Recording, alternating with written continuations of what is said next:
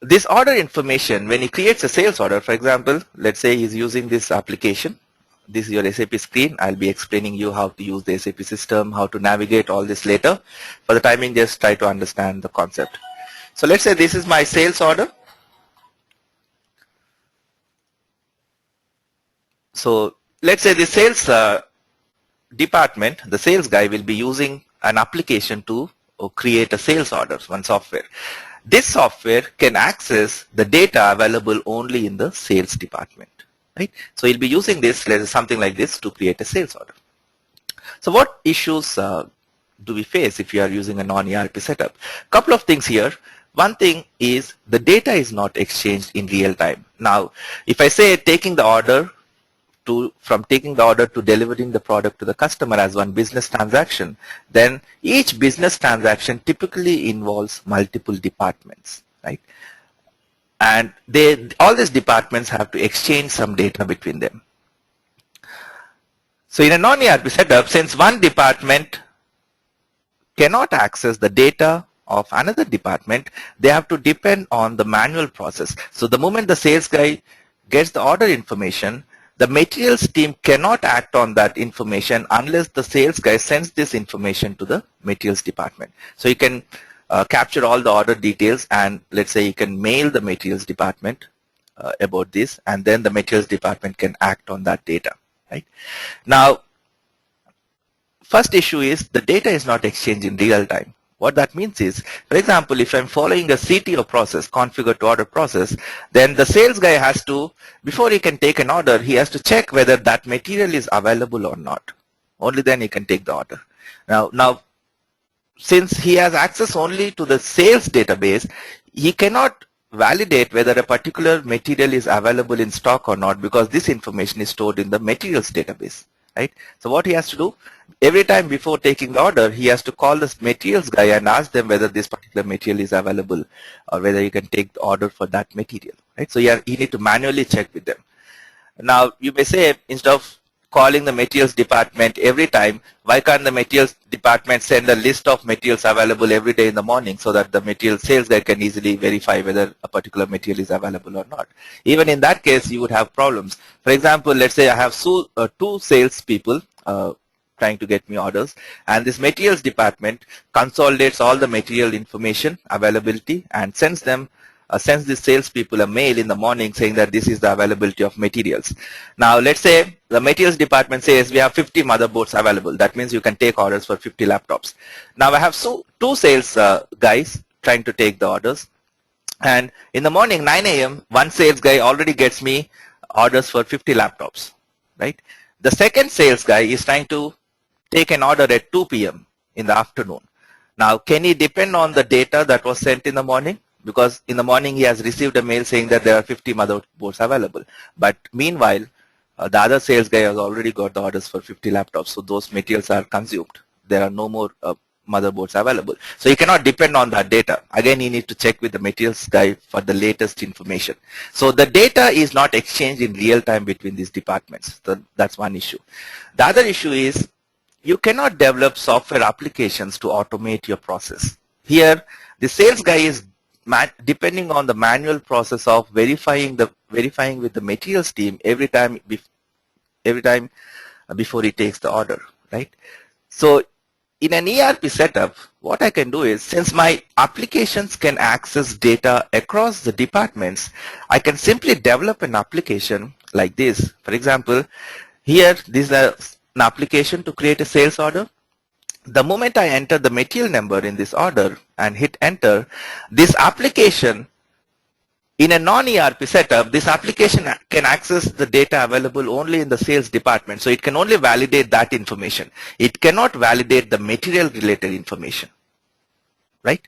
But whereas in an ERP setup, since all the departments are connected to the same database, all the data about your organization is available in a single database, this application can automatically connect to the materials information, access the material related information that was updated by the materials team, and validate whether this material is available in stock or not, right? So the sales guy need not worry about anything. The moment the material team updates in their system saying that this material is out of stock, and sales guy, if he tries to enter that material in the order, this application can itself validate and throw an error saying that this material is no more available.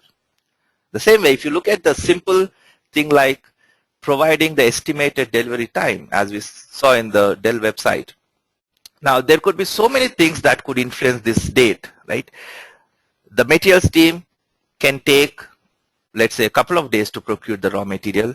The production team can take, again, a couple of days to build the laptop, and the logistics team can take, again, a couple of days to ship the product. So total, we have 6 days. Right from taking the order to delivering the product, we have around 6 days if everything goes fine.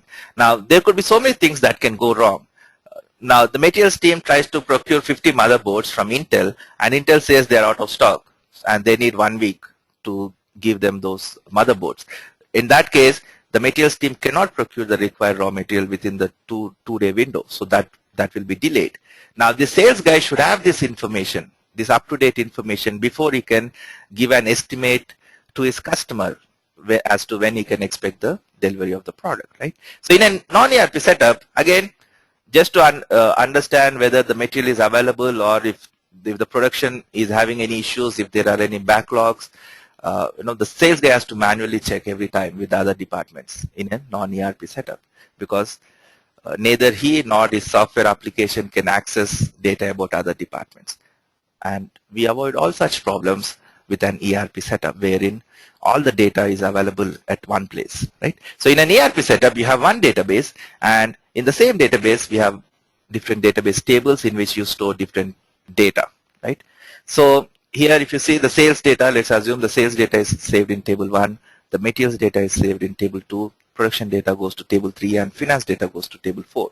Now, I can develop applications which can access all the data from different tables and process that data, right? Now, as a business owner, for example, I want to run a report which gives me a complete picture of my business transaction, from how many orders I received this month to how many we could ship, how much money I made. So if I run this report in a non-ERP setup, if I run this report in a sales department, this report can only give me information about the orders we received.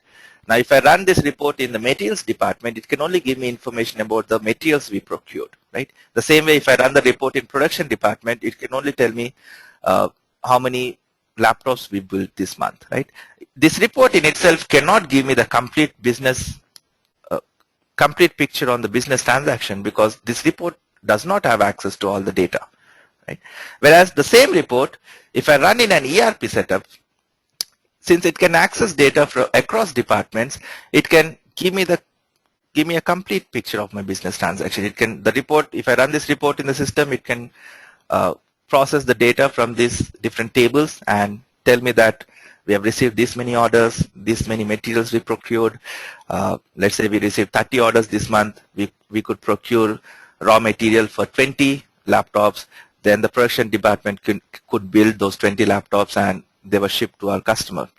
Now, with that, I can identify that, okay, we are getting enough orders every month, but we are not making enough money just because my materials team is not able to procure the required raw material on time. So that's because the vendor is not able to supply the required raw material. So let me change the vendor so I can take better business decisions, right? So you can have applications developed which automate a lot of things for you. So in simple terms, a non-ERP setup, every department is connected to their own database. So every department will use their own standalone software applications. If you have heard about this Tally software, which is used by the accounts department, the same way the sales team will use their own software to take orders and stuff like that. Whereas in ERP setup, it's just one unified system, and within this one software, you have hundreds of applications which can access, again, all applications can access all the data. So you have one software and you have hundreds of applications, and based on your role in the company, you'll be using your set of applications. For example, I've logged into this SAP system. This is the SAP screen. So this application, the sales team can use to create orders. Now, if you are a materials guy and you want to create a material, then you can, in the same system, you can open a different application which will let you create a material. So this application I can use to create a material. Now, if you are an accounting guy and you want to create an accounting document, I can open another application which will let me create an accounting document. Okay, so we have one software, and in that we have hundreds of applications. Based on your role in the company, you can use your set of applications. Right. So any questions so far?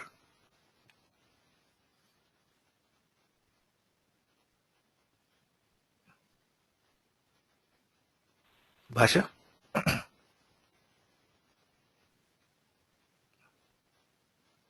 Bhasha, do you have a question?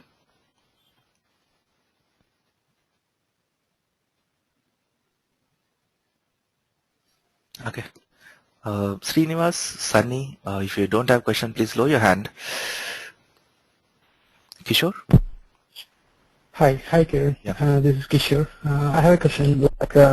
You mentioned different applications on single platform. Hmm? Can I assume is it a single database contains different tables, or a single platform contains different databases? We have And one which one single is database. We have one single database, and in that database you have hundreds of tables. For example, if I open a table for you to see, this I have one table called Mara, in which I store all the material data. okay? I have another table called, let's say, VBRK. In this table, I'll store all the invoice billing document details. Right. Okay. So I have another table, let's say EKKO. In this table, I'll store all the purchase order related details, purchasing document Okay. data. So we have one database, and you have hundreds of tables, and we store these data in different tables. Now, if I develop a program, if I want to access the purchase order details, then I can query this table to get the purchase order related data. And then if at the same time, if I want to access the billing document data also, then I can query that table in which I'm storing the billing document details, and I can get the billing document details. So your program will have access to all these tables in the database. Okay. So different tables are tied together in a single database. Is Yes. that a correct Yes. statement? Yeah, it's just we have one database and you have hundreds of database tables. Okay. Yeah. Thanks, Kiran. Okay. Kaushik? Hello. Yeah. Hello. Go ahead. So one thing I would like to know is, in this ABAP module, all we have to do is we have to make code so that we can make this application run on hold. I'll be telling you what exactly we do as an ABAP consultant. Okay. Okay. Okay. Fine. Sunny?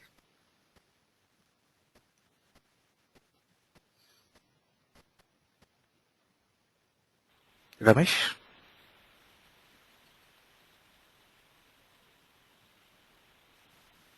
Okay.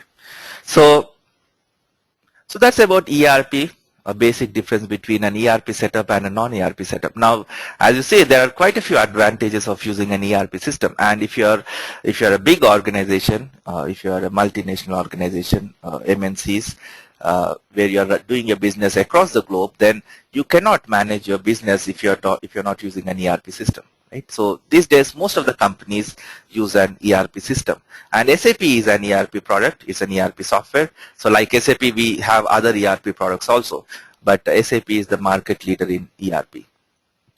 So since most of the companies will be using an ERP system, so they have to use one ERP software to do their business. So since this training is about SAP, let's try to understand how it is in SAP, right? So in SAP, we have different modules. We have functional modules and we have technical modules. So every department, you can relate that to one functional module. For example, you have HR department in your organization, so we call it HR module in SAP. The same way, for sales, we have SD module. For MM, we have MM module, materials management. We have production planning. We have finance. We have warehouse management. So there are quite a few functional modules. So every department translates to one module in SAP. So that's the functional module.